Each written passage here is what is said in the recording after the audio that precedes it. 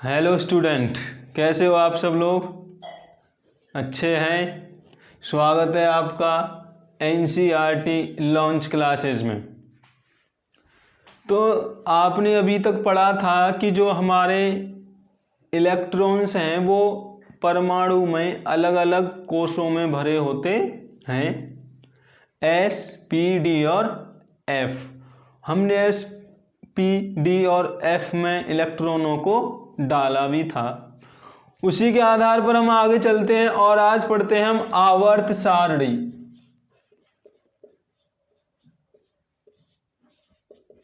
आवर्त सारणी। आवर्त सारणी का मतलब क्या हुआ भाई कि जब हमने जान लिया कि भाई परमाणु तो है, अब एक से ज्यादा परमाणु हैं। कितने हैं? 120 गिनती में। कभी कम भी हो जाते हैं, ये फिक्स नहीं रहते। 118 भी किसी किताब में आपको देखने को मिलेंगे, 120 भी मिल जाएंगे आपको देखने को। अब इन 120 परमाणुओं को गुण कैसे याद रखे जाएं, है ना?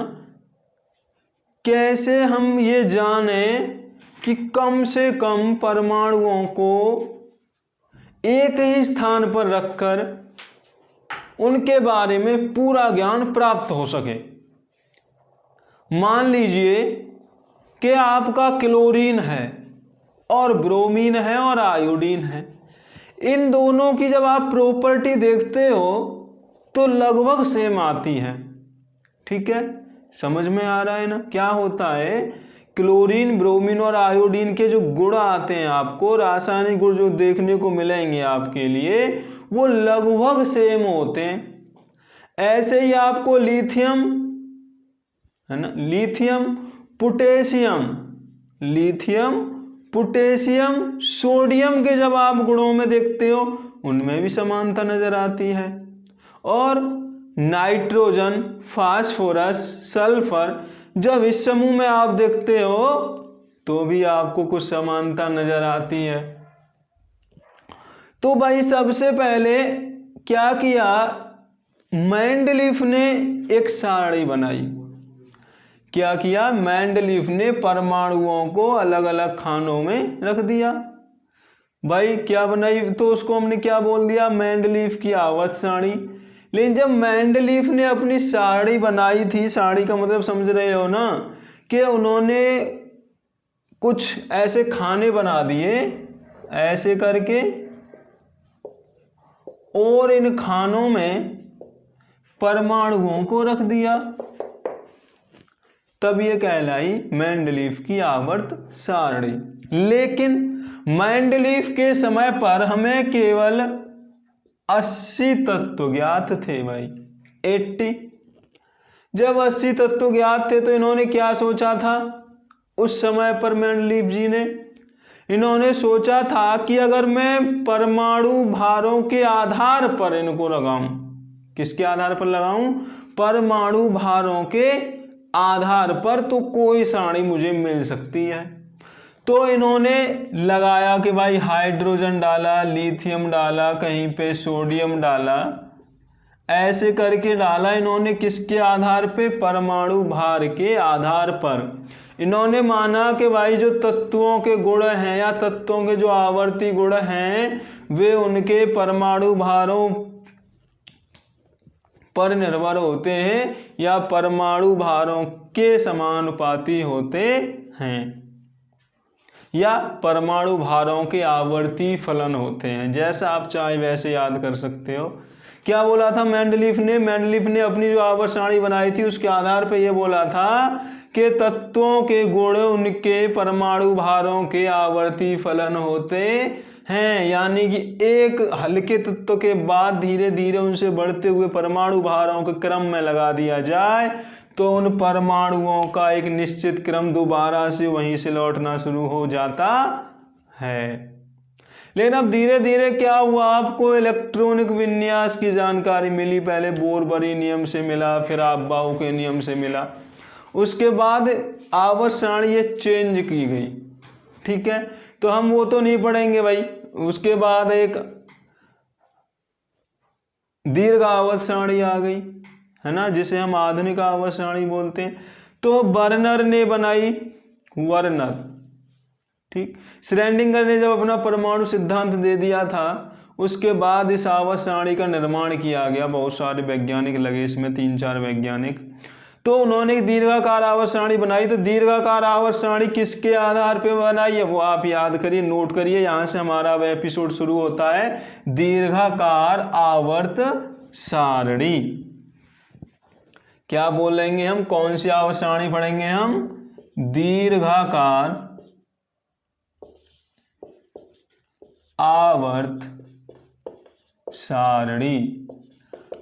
जब ये दीर्घाकार आवर्त सारणी बनाई गई तो मैंने तुम्हें बता दिया था अभी, इलेक्ट्रॉनिक विन्यास हम जान चुके थे।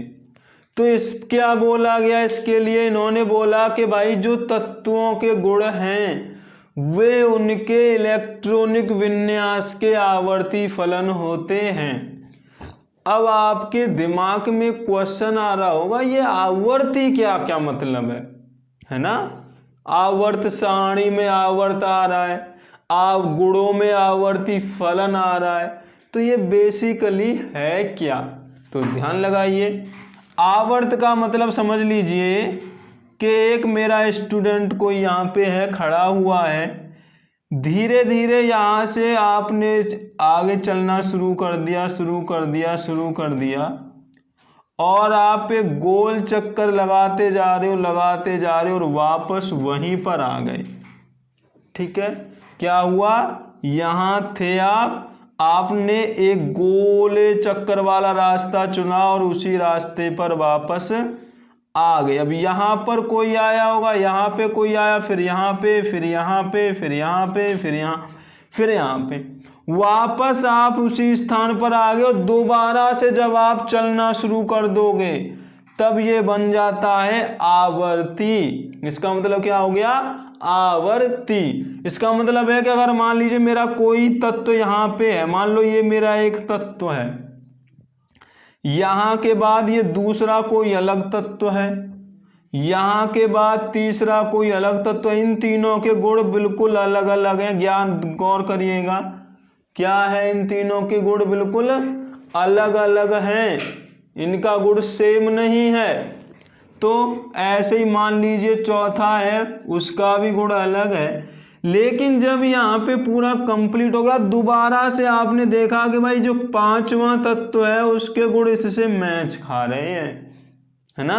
क्या समझ में आया कि जो पांचवा है उससे क्या हो रहा है, मैच खा रहा है, दूसरे वाले का छठे से, तीसरे वाले का सातवें से और चौथे वाले का। तो जब आप यहाँ से वापस यहाँ से चलने लगोगे तब ये कहलाएगा आवर्ती। क्या कहलाएगा, आवर्ती। तो निश्चित इलेक्ट्रॉन विन्यास के बाद, है ना, क्या बोला गया दीर्घाकार आवर्त सारणी बनाने के लिए, कि तत्वों के गुण उसके इलेक्ट्रॉनिक विन्यास के आवर्ती फलन होते हैं। तो आपको बताया गया कि भाई यहाँ से जब इसका इलेक्ट्रॉनिक विन्यास कर दीजिए, फिर इसका कर दीजिए, फिर इसका कर दीजिए, फिर इसका कर दीजिए, और इसके बाद जब आप इलेक्ट्रॉनिक विन्यास करोगे तो इसका गुण और इसका गुण सेम आ जाता है। तो क्रमिक गुणों में परिवर्तन ही क्या कहलाता है, आवर्ती गुण। क्लियर हो गया। तो आवर्त का मतलब समझ में आया, आवर्त कैसे बना है, निश्चित समय अंतराल बाद वैसे ही गुणों की पुनरावृत्ति होना। ठीक है, तो इसमें आवर्ती में क्या बोला गया, दीर्घाकार आवर्त सारणी में आपसे, दीर्घाकार आवर्त सारणी में बोला गया कि भाई तत्वों के गुण उनके इलेक्ट्रॉनिक विन्यास के आवर्ती फलन होते हैं। तो एक सारणी बनाई गई जिसमें हमें क्या दिया गया, ये ऊर्ध्वाधर स्तंभ दिए गए। ये कैसे स्तंभ दिए गए, ऊर्ध्वाधर। 18 स्तंभ है भाई टोटल। ये कितने हैं, 18। गिनती तो मैं नहीं बता रहा आपको, इस पे टोटल 18 बना के टोटल हमारे 18 स्तंभ हैं, जिनको हम वर्ग बोलते हैं। क्या बोलते हैं, जिनको हम वर्ग बोलते हैं, जिसको भी 2 भागों में बांटा गया इन वर्गों को। टोटल वर्ग कितने हैं आपके 18। टोटल वर्ग कितने हैं 18। इनको दो भागों में बांटा गया है, एक ए में और एक बी में। किस में? ए में और बी में। क्लियर है? ठीक है। आगे इसमें जो आपके 36 खाने बनाए गए हैं, कैसे बनाए गए हैं 36, और 36 खानों की संख्या है आपकी भाई 7। 36 खानों की संख्या कितनी है 7। 1 2 3 4 5 6 और 7। ये कितने वर्ग हैं इसमें 18, और कितने आवर्त हैं इसमें 7।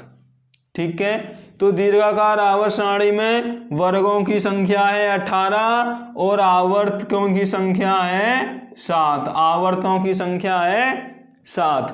अब इस आवर्त सारणी को हमने 4 ब्लॉकों में बांटा है। अगला पॉइंट आता है इसका डिवाइडेशन जब हम कर रहे हैं, वर्गों में बांटा गया है और आवर्तों में बांटा गया है और ब्लॉक बनाए गए, यानी इस आवर्त सारणी के हमने खंड बनाए हैं। कितने खंड बनाए हैं भाई? तो जो हमारे खंड या ब्लॉक हैं वो हैं आपके 4। अच्छा, आप बाहु नियम कितने स्टूडेंटों को याद है अभी तक? याद है? कितने लोगों को याद है बताओ जरा। तो क्या था कि हमने जो इलेक्ट्रॉन विन्यास किया था बाहु से, उसमें 4 ही तो हमारे उपकोष थे, है ना, ब्लॉक थे। कौन कौन से थे बताओ जरा। एस था, पी था, डी था और एफ था। यानी कि या तो इलेक्ट्रॉन एस में आ रहा होगा लास्ट वाला, या पी में आ रहा होगा, या डी में आ रहा होगा, या एफ में आ रहा होगा। तो उसके आधार पर हमने इसको 4 भागों में डिवाइड कर रखा है भाई। एस ब्लॉक में, और आपके पी ब्लॉक में, और आपके डी ब्लॉक में, और आपके एफ ब्लॉक में।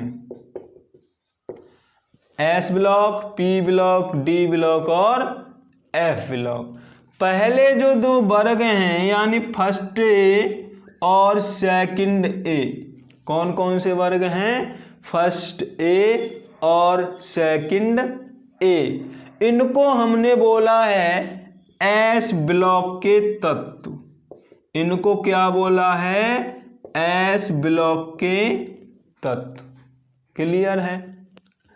और जो 18वां वर्ग है, ये मैं 18वां मान ले रहा हूँ, वैसे है नहीं 18, मैंने गिनती पूरी नहीं की, आपको केवल याद रखना है। 18वां वर्ग जो है उसे हम शून्य वर्ग भी बोलते हैं।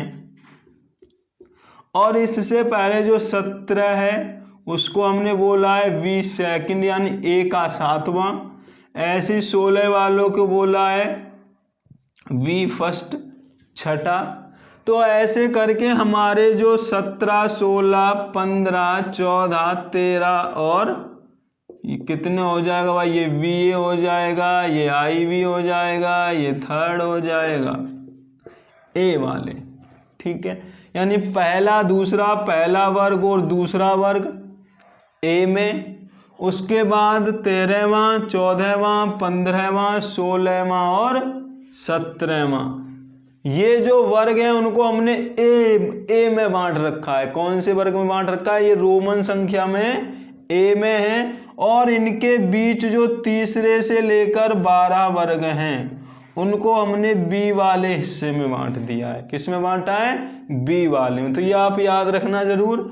थर्ड ए से हम 13 बोलते हैं, फोर्थ ए को 14, फिफ्थ को 15, सिक्स को 16, सेवन्थ को 17। हम कभी आप कंफ्यूज मत होना, आगे जब बोलेंगे कि भाई फर्स्ट वर्ग, सेकंड वर्ग, थर्ड, फोर्थ, आप कहोगे अरे सर थर्ड तो बीच में आना चाहिए था। जी नहीं, ठीक है। टोटल हमारे 18 वर्ग हैं आवर्त सारणी में, लेकिन हमने उनको 2 भागों में बांट रखा है, एक ए में और एक बी में। क्लियर? ऐसे ही हमारे 7 आवर्त हैं और इसके नीचे 28 तत्वों की आपको एक सारणी अलग से मिलेगी। कितने तत्वों की मिलेगी? ये 28 यानी 14 इस वाले में और 14 तत्व इस वाले में। और इस बिल्कुल अलग पड़ी हुई सारणी को जो आवर्त सारणी के नीचे आपको दिखाई देती है वो एफ ब्लॉक के तत्व कहलाते हैं। किसके तत्व कहलाते हैं? एफ ब्लॉक के। तो ये तो फर्स्ट डे समझ में आया। सेकंड डे कौन सा हो गया? एस ब्लॉक के तत्व हो जाएंगे। अब जो थर्ड, फोर्थ, फिफ्थ, सिक्स्थ ए वर्ग वाले हैं इन टोटल को हम पी ब्लॉक के तत्व बोलते हैं। किसके तत्व बोलते हैं जी आपके लिए? पी ब्लॉक के तत्व। यानी पहले जो 2 वर्ग हैं वो एस ब्लॉक के हैं, लास्ट वाला शून्य वर्ग है या अक्रिय गैस है। उससे पहले जो 17वें से लेके 13वां या 13 से 17 वो ए वाला भाग है उसको हमने पी ब्लॉक के तत्व बोला है। और जो बी वाला भाग है 3 से 12 वाला, यहाँ पे मान ले रहा हूँ भाई मैं इतने हिस्से तो नहीं बना रहे, इसमें ज़्यादा हो जाएंगे फिर ये बन नहीं पाएंगे, ज़्यादा कन्फ्यूजन हो जाएगा। तो आप केवल इतना याद रखिए। चलो यहाँ पे लिख दे रहे हैं साफ सा 3 से 12 वर्ग जो है वो आपका एक ब्लॉक बच गया। कौन सा? डी ब्लॉक तत्व। कौन सा बचा? डी ब्लॉक तत्व। तो आपको मालूम पड़ गया आवर्त सारणी के जो ब्लॉक हैं वो आपके 4 हैं। कौन कौन से हैं? S block, D block, P block और एफ ब्लॉक। टोटल आवर्त आपको 7 मिलेंगे। ये अलग से आवर्त नहीं है, ये छठे और 7वां आवर्त बोलने में जाता है। इनको जो एफ ब्लॉक के तत्व हैं वो लेंथेनाइड के बाद स्टार्ट होगा। लेंथेनाइड आपका यहाँ पे आ जाएगा तो ये लेंथेनाइड श्रेणी हो जाएगी।